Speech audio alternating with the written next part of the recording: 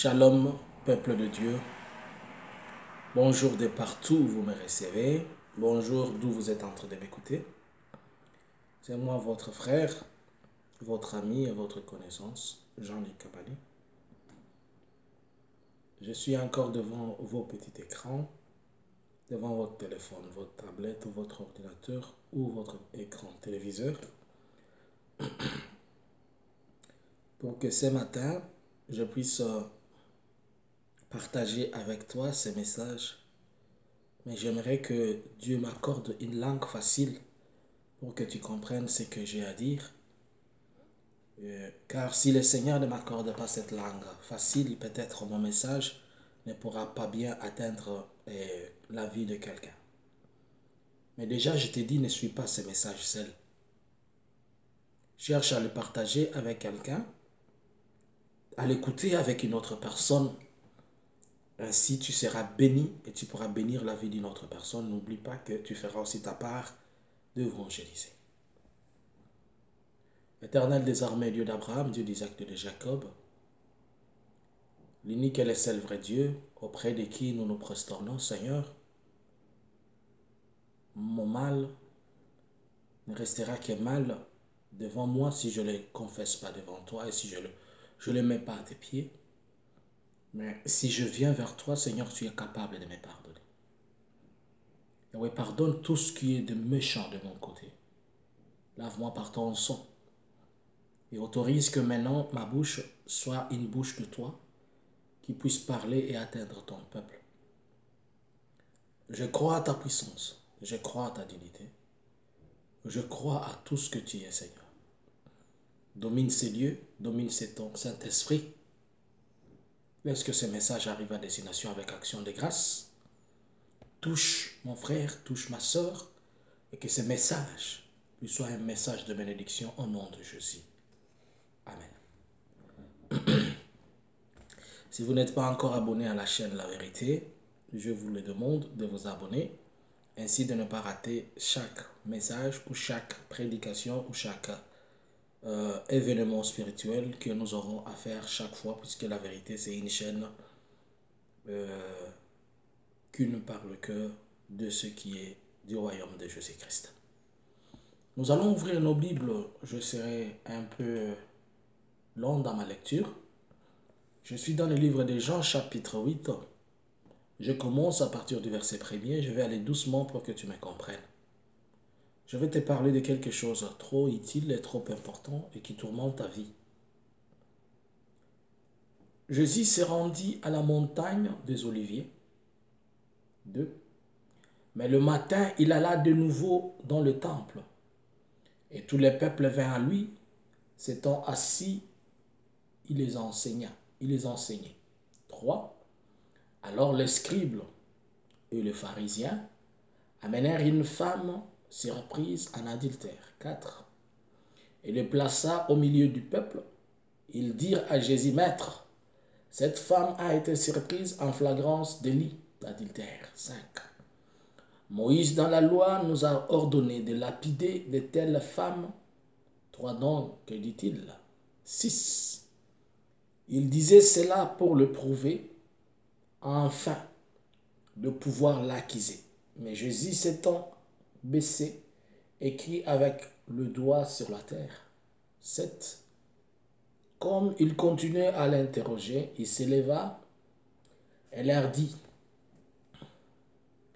que celui de vous qui est sans péché, là, soulignez ça, que celui de vous qui est sans péché, jette le premier la pierre contre elle. 8.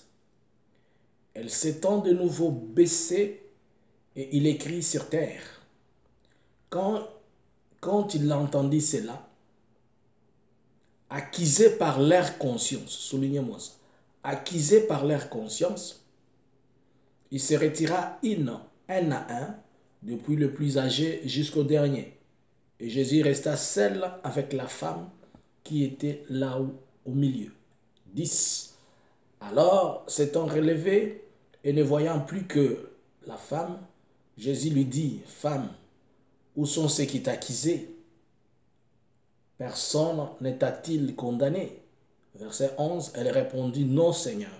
Et Jésus lui dit, je ne te condamne pas non plus, va et ne pêche plus. 12. Jésus leur parla de nouveau et dit, je suis la lumière du monde.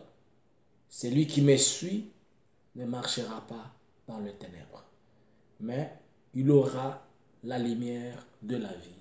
Amen. Bien-aimés dans le Seigneur, durant presque cette semaine, par la grâce de Dieu, je vais beaucoup parler de la peur. Aujourd'hui, nous sommes le lundi 3 mars. Demain, le 4 mars, nous aurons un enseignement biblique à partir de 19 h. Je t'invite à venir te joindre à nous. Je vais parler de la peur de péché. La peur de péché. D'abord, je vais définir ce que c'est le mot peur. To be afraid. Kobanga, kuogopa.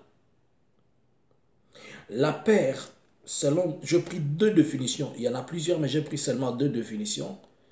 Une définition du dictionnaire Larousse et une définition de Wikileaks. La peur est une émotion. Selon Wikileaks, la peur est une émotion ressentie généralement au-dedans de la personne,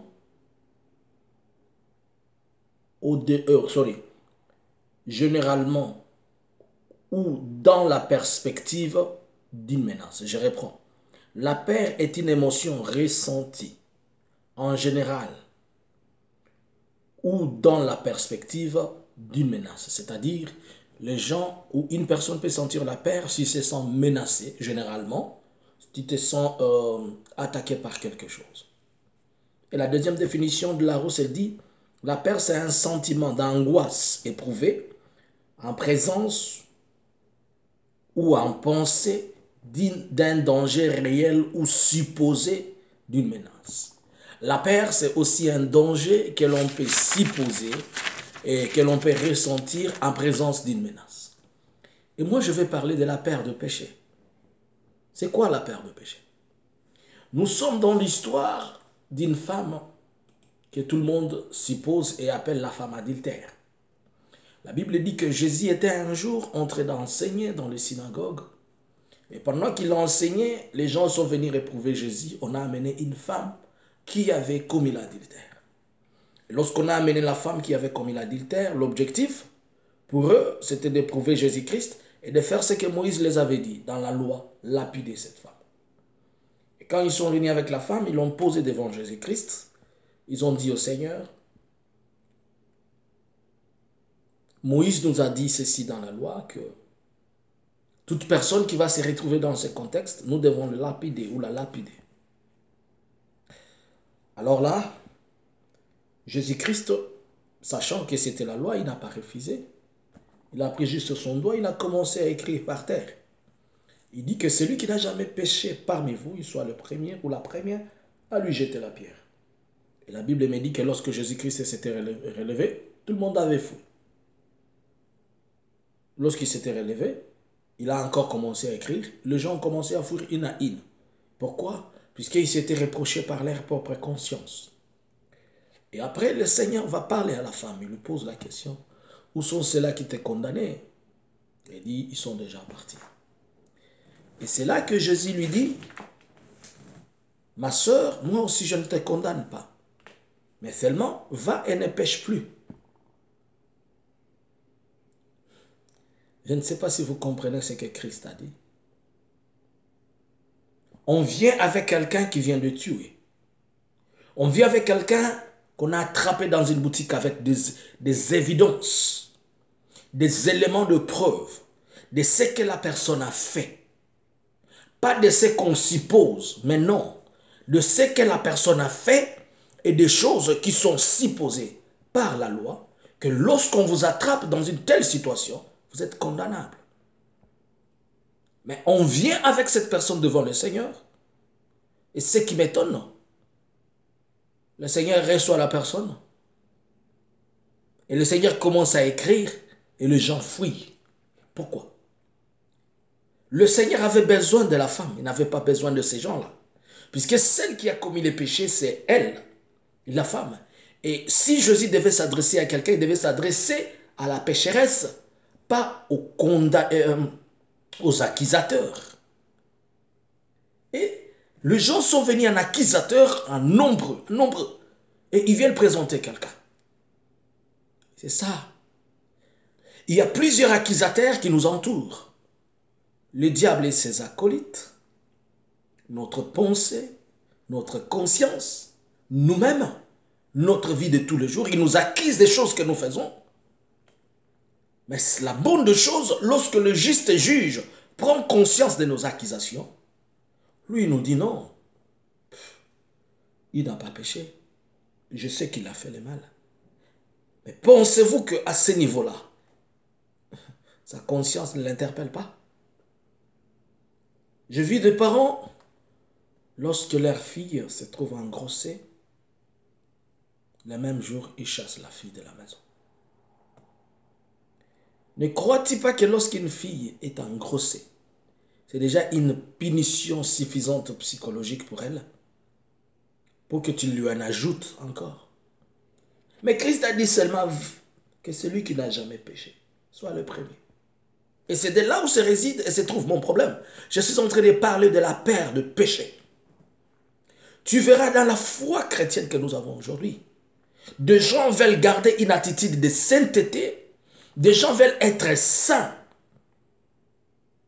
alors que lui-même le maître sait que nous ne pouvons pas l'être, puisque nous portons en nous la chose qui nous amène toujours vers le mal, c'est notre corps. Et pas seulement le corps, nos pensées. Si les anges ou les démons, les anges qui étaient jadis des anges, ils se sont retrouvés à faire des bêtises puisque ils ont pris le corps humain ou le corps de l'homme. C'est-à-dire, notre corps n'est pas si facile. Si le maître lui-même, que Jésus-Christ a dit, l'esprit est bien disposé, mais la chair est faible, c'est qu'il connaît en nous un état de faiblesse.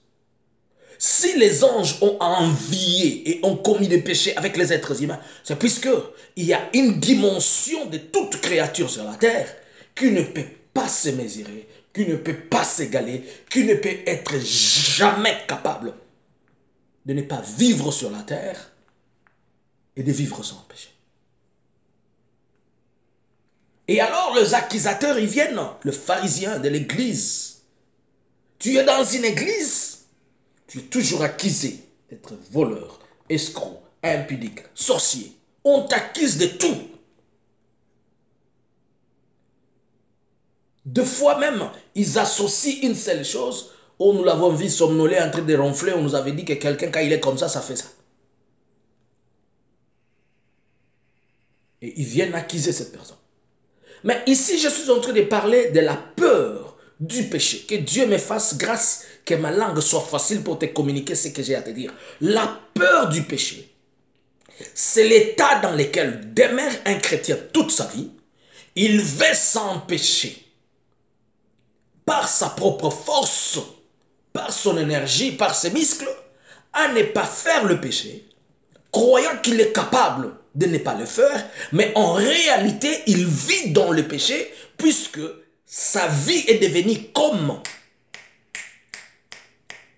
la sonnette de toute chose, qui, selon lui, paraît comme péché. Et quand il est à la sonnette de toute chose, excusez-moi, qui paraît comme péché, c'est à ce moment-là qu'il commet des péchés. Par exemple, lorsque tu penses que tout celui qui t'approche n'est pas saint, c'est seulement toi qui es saint, à ce moment-là, tu es en train de vivre. Tu es en train de vivre dans le péché puisque tu t'écartes des autres alors que la Bible nous dit, ne savez-vous pas que vous êtes un corps? Nous sommes tous les membres d'un corps. Il n'y a aucune partie qui soit importante plus que l'autre.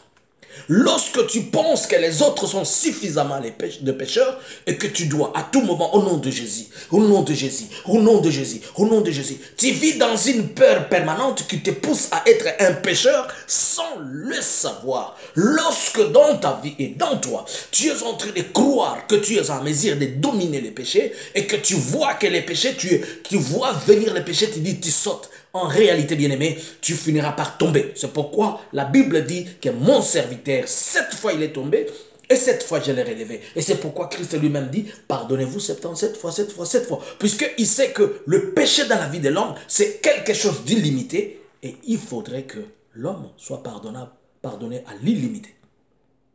Je ne te dis pas de faire le péché. Je ne te pousse pas d'être pécheur. Mais je te dis seulement une chose. Plus tu as peur de ne pas pécher, plus tu pêches. Plus tu as peur de ne pas affronter, de ne pas tomber dans les péchés, c'est comme ça que tu tombes dans les péchés. Vis une vie normale. Ne peur de rien. Tu connais les Écritures. Tu connais la loi de Dieu. Tu connais les préceptes. Tu connais ce qui est dit dans la parole. Observe-le. Marche avec ces choses. Sois avec ces choses. Mais lorsque dans ta vie, tu auras toujours ce sentiment de dire que tu veux être une personne trop sainte, tu n'y arriveras pas. Et ça te crée la peur. Tu as une peur permanente. J'ai une peur d'être sale. Tu vois quelque chose. Il y a même des gens qui pensent que un jour, j'ai appris qu'un frère ne veut pas aller au restaurant puisque, selon lui, dans ces restaurants, on joue la musique mondaine. Il a peur du péché et maintenant, il se retrouve en train de pécher. À chaque fois que tu vas croire que tu es en train d'avoir peur de ne pas pécher, tu vas te retrouver dans le péché. Mais à chaque fois que tu seras une personne normale, tu comprendras d'où vient le péché et tu vas l'éviter. La Bible dit que les pharisiens viennent avec cette personne. Mais quand Jésus a commencé à écrire, ils ont fui puisque leur conscience les accusait. Leur conscience leur disait, vous n'êtes pas saint. Comment voulez-vous accuser une autre personne alors que vous-même, vous ne l'êtes pas? Comment voulez-vous accuser quelqu'un d'autre alors que vous-même, vous n'êtes pas ce que vous êtes en train de dire ou ce que vous êtes en train de faire? Ne faites pas aux autres ce que vous ne voulez pas que l'on fasse de vous. Et avant de sortir la paille qui est dans l'œil du voisin, sort d'abord la poutre dans ton œil.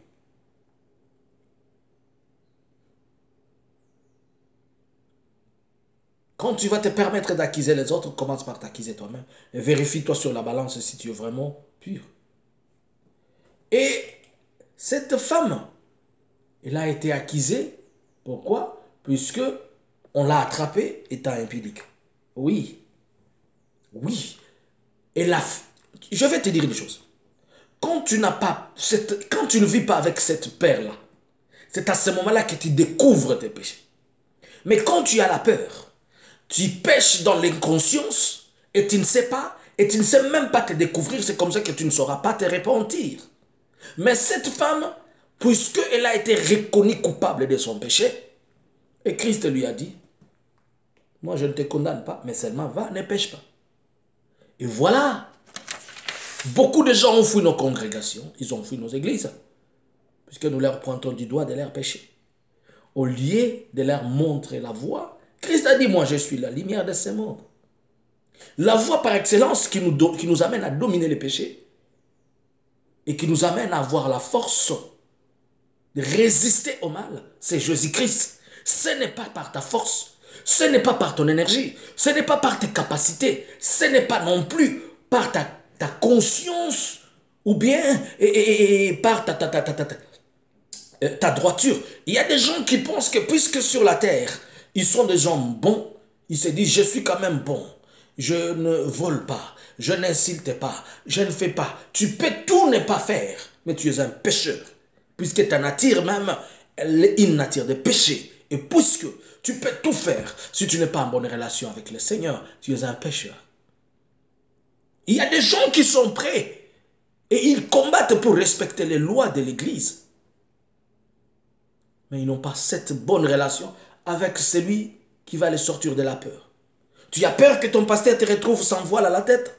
Tu as peur que le pasteur te voie avec le pantalon? Tu as peur que ton pasteur te voie en train de danser dans une fête? Mais quand le pasteur sort de la fête, tu es le premier ou la première à danser. Tu as peur que le pasteur sache que tu es parti au concert?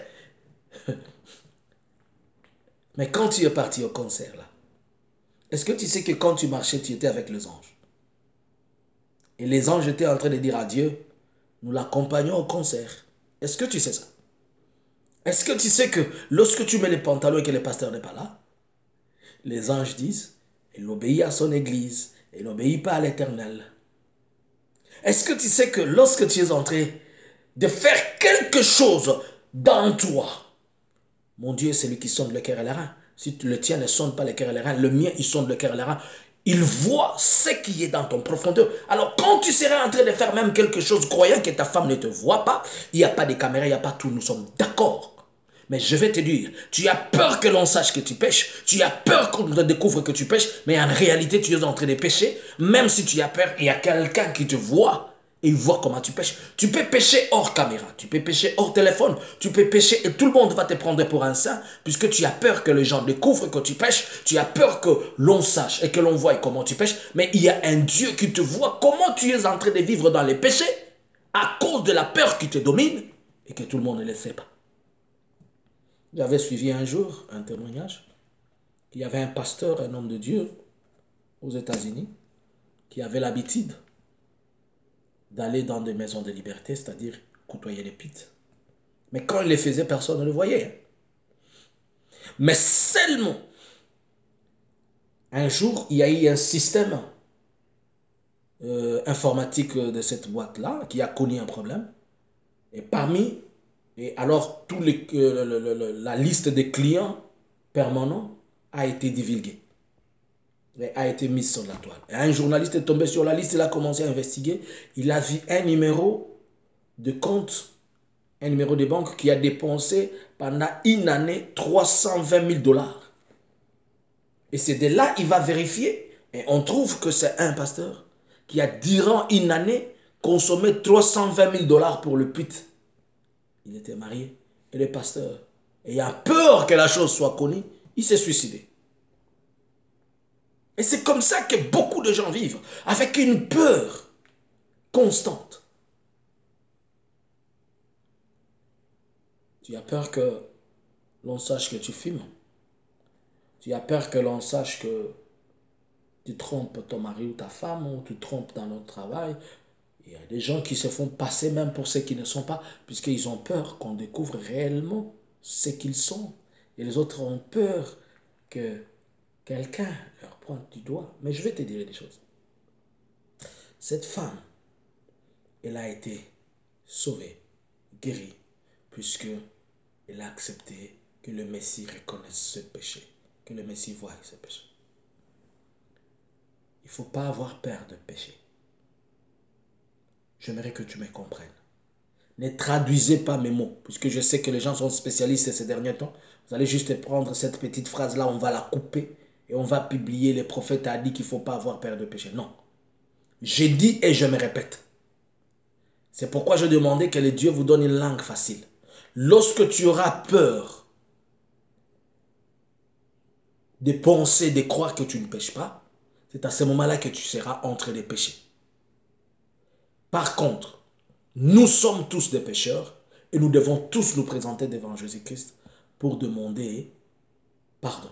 Mais la peur qui te dit que tu ne dois pas pécher, c'est un esprit de l'ennemi qui te conduit en réalité dans le péché.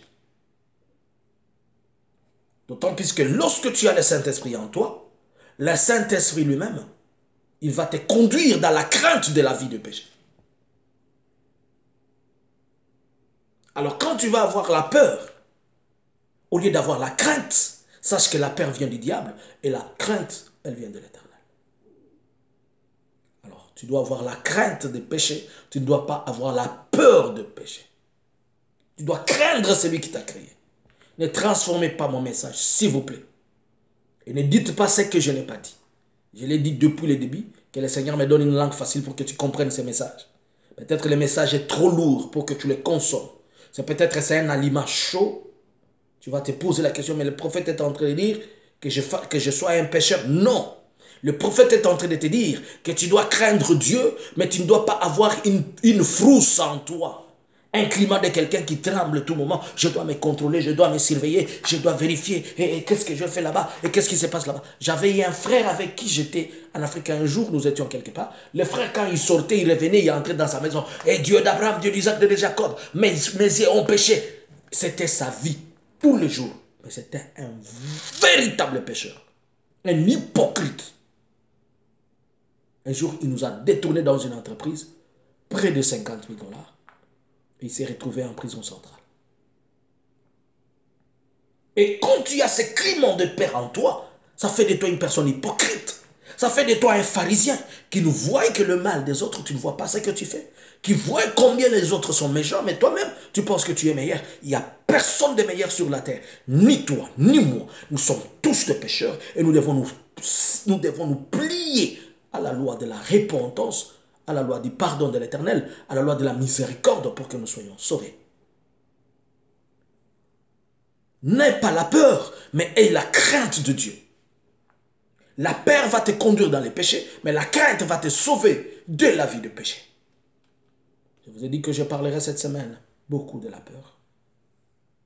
Je remarque que les enfants de Dieu ont une peur permanente. Oh, on nous a dit de ne pas entrer dans une boîte. J'ai peur d'y entrer pour pécher. Crains d'y entrer puisque le Saint-Esprit te dit qu'il ne faut pas y aller. Quand tu as peur, tu fais moitié péché et moitié bon. Quand tu as peur, tu fais moitié mal et moitié normal. Quand on a peur, on fait ça. Est-ce qu'il me voit? Ah, il ne me voit pas. Mais quand on a la crainte, on marche avec la tête d'assurance. Je ne vais pas faire ça. Je ne veux pas y aller puisque je crains l'Éternel. N'aie pas peur, mais crains l'Éternel. Je vais prier avec toi. L'Éternel des armées, Dieu d'Abraham, Dieu d'Isaac, Dieu de Jacob. Crée la crainte dans la vie de mon frère et de ma soeur. Ne lui crée pas la peur. Seigneur, donne-lui une crainte à une dimension où l'homme se dit, je cours vers la perfection. Mais lorsque nous avons peur, Seigneur, nous nous retrouvons de courir vers le mal. Ève n'avait pas craint, Seigneur, de loi. Et c'est pourquoi elle s'est retrouvée. Mais elle avait peur, il avait peur. Et lui et son mari, d'écouter que tu les appelles. Mais ils ne craignaient pas ce que toi tu avais dit contre leur vie. Yahweh alors, crée à nous et à moi, ainsi qu'à mes frères et mes sœurs, la crainte des péchés et non la peur du péché. Sois béni, Seigneur. Que ta miséricorde nous domine et qu'elle soit avec nous. Au nom de Jésus. Amen. Que mon Dieu te bénisse, toi qui as écouté ces messages. Chaque fois, les gens me rappellent et me posent la question sur mon contact. Je l'ai toujours donné. Mon WhatsApp, c'est le plus 46 73 95 76 742. Que Dieu vous bénisse. Partagez cette vidéo. Et abonnez-vous à la page La Vérité. Et demain, chaque samedi, nous sommes là à partir de 19 h. Et le mardi, nous avons un programme à partir de 19 h pour l'étude biblique. Comme demain, nous allons faire notre étude biblique. Mais le samedi, c'est juste la prédication. Je vous aime et je vous porte à cœur. Je prie pour vous, pour votre foi. Je prie pour que le Seigneur, un jour, fasse que nous puissions tous être à côté de lui. Je prie que mon Dieu vous accorde sa grâce, sa bonté, sa faveur. Je vous aime tellement, je vous porte à cœur. Bisous. Shalom.